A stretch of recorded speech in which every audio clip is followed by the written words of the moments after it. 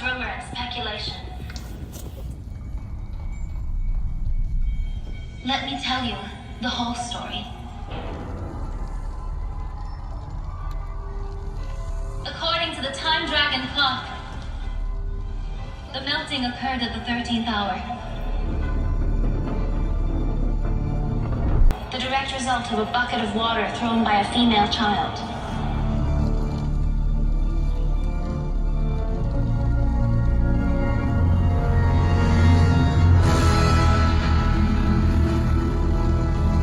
Yes, the Wicked Witch of the West is dead.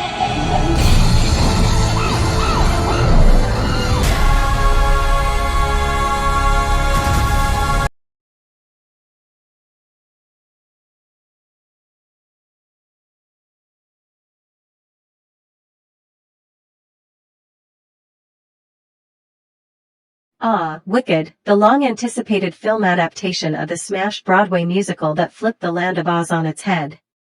Directed by Jon M and released on November 20, 2024, this film dives deep into the emerald-saturated world of Elphaba and Glinda, the not-so-typical witches of Oz, starring pop queen Ariana Grande as the sparkling Glinda, Cynthia Erivo as the iconic Elphaba, and supported by a cast including Ethan Slater, Bowen Yang, and Colin Michael Carmichael. Wicked arrives on a wave of high expectations, glittery shoes, and a whole lot of green makeup.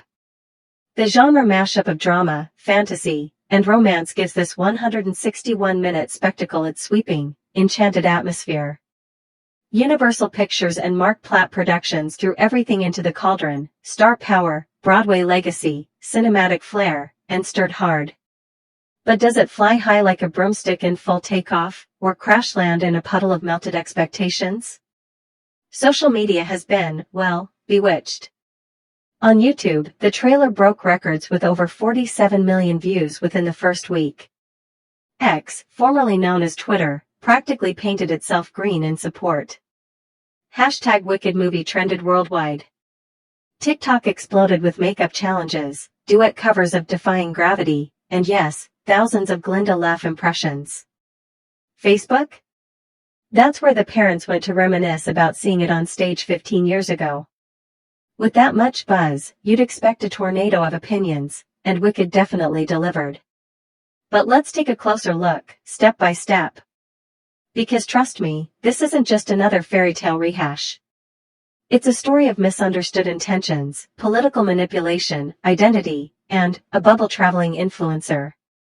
In a world that takes place well before Dorothy ever drops in, Wicked unfolds in the fantastical land of Oz, a place that glitters, dazzles, and judges hard. At its center is Elphaba, a whip-smart young woman born with glowing green skin and a disposition just as fiery. From the start, she's seen as an outcast, a freak, a problem to be solved. But beneath that emerald hue is a passionate soul burning for justice, truth, and acceptance. Then comes Glinda. Blonde. Bubbly. Born into privilege and utterly obsessed with appearances, especially her own. But when these two unlikely roommates meet at Shiz University, their rivalry surprisingly buds into a friendship as complicated and layered as a triple-tiered cake with secrets baked into every slice. While Glinda floats on popularity and Elphaba discovers the political shadows lurking beneath the sparkle of Oz, the girls are forced to choose, accept the world as it is or defy it entirely. As power shifts, alliances twist, and secrets unfold, their paths diverge toward mythological legacies, one becoming good and the other, well, we've all heard that wicked whisper. And let me be clear, we're not just talking about broomsticks and black hats. This is about betrayal, redemption, propaganda, and what it really means to be labeled. Let's start with the big green elephant in the room, Cynthia Erivo as Elphaba. Just, wow. She absolutely owns every frame she's in. Her emotional intensity? Dialed all the way up. Her voice? It soars, crashes, and echoes with heartbreak and defiance. Erivo brings a rich, grounded soul to Elphaba that balances vulnerability and rage without ever leaning into melodrama. She's the storm and the stillness after. Then there's Ariana Grande as Glinda. This casting made waves, and, let's be real, sparked skepticism. But Grande silences the doubters within minutes. She nails Glinda's comedic timing, her shallow sparkle, and surprisingly, the emotional depth that grows with every scene. Her voice is predictably stunning, but what impresses most is how she shifts from sugar-coated giggles to gut-punching revelations. This Glinda is not just a pink puffball. She's layered, complex, and, brace yourself, relatable. Ethan Slater as Bach brings the perfect blend of awkwardness and heart. Bowen Young delivers comic relief like it's his magical duty, and Colin Michael Carmichael adds a sly, bureaucratic darkness that creeps beneath the surface. Jon M has a history of making the impossible look smooth. Crazy Rich Asians turned luxury into intimacy, and In the Heights made choreography feel like breathing. With Wicked, he faces a triple threat: fans of the book, fans of the Broadway show, and fans of movies who want to be dazzled. Chu respects the musical's heart but doesn't let the stage-bound constraints hold him back. He opens up Oz, literally. Sweeping camera movements reveal vast landscapes, magical universities, sky-slicing broom flights, and ominous wizard chambers. The pacing walks a tightrope, slower than a musical number would suggest but giving enough breathing room to appreciate the stakes and the sparkle. The dialogue sparkles with wit, especially in the early scenes at Shiz. Elphaba's sarcasm slices, Glinda's obliviousness lands with comedic perfection, and when the drama ramps up, the tension feels earned. But what's more impressive is how the script manages the evolution of the characters. These aren't just two girls who fight over a boy, although, yes, there is a boy.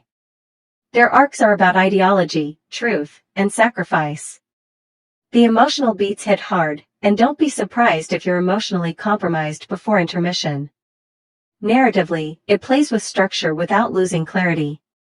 No scene feels like filler.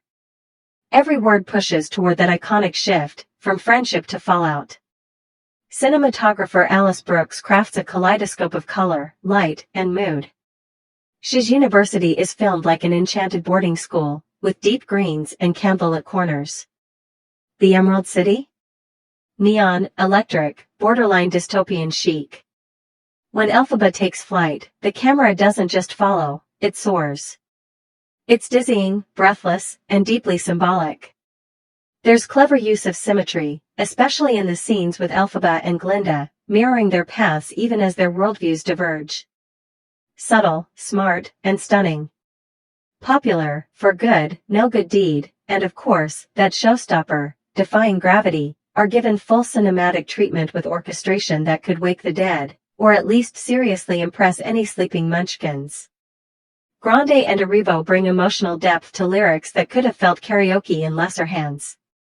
The score underlines their performances without overwhelming. The quieter numbers? Just as powerful. Musical director Stephen Oremus handles it with elegance, giving both Broadway purists and new audiences something to hum all the way home. The Wizard's Palace is a surreal blend of authoritarian grandeur and magic. Shiz University balances cozy and creepy, and the Emerald City looks like Vegas married a crystal chandelier. Universal pulled out all the stops in the marketing campaign. From teaser posters in Times Square to glitter-drenched TikTok trends and AR bubble filters on Instagram, they knew how to capture attention. Even the trailers were cut to feel like events. It's the kind of movie that sticks with you, not just because of the songs, but because of the questions it raises. It invites you to rethink villains, heroes, and the stories we're told. Absolutely. Whether you're here for the music, the message, or just want to see Ariana Grande in full Glinda glam, this film delivers. It enchants. It provokes. It makes you think while making you sing. It's not just a story of good and evil. It's a story of choices, labels, power, and friendship, told through soaring vocals and spellbinding visuals.